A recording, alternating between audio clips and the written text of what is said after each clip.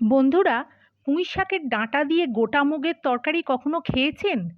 আজ দেখুন বানাবো পুঁই ডাঁটা দিয়ে গোটা মুগ।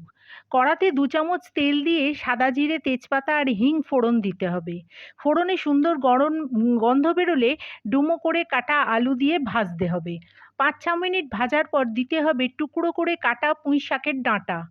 আলু ডাঁটা ভাজা ভাজা হলে পর্যায়ক্রমে দিতে হবে আদা রসুন বাটা, টমেটো বাটা, হলুদ, ধনে, জিরে, লাল লঙ্কা আর কাশ্মীরি মির্চের গুঁড়ো। সাথে পড়বে পরিমাণ মতো নুন আর 2 চামচ চিনি।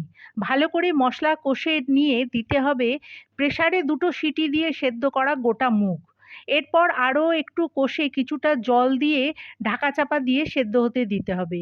7-8 মিনিট পর আলু ডাঁটা সেদ্ধ হয়ে তরকারি মাখো মাখো হলে গরম মশলা আর ঘি দিয়ে নামিয়ে পরিবেশন করতে হবে পুঁই ডাঁটা দিয়ে গোটা মুগ।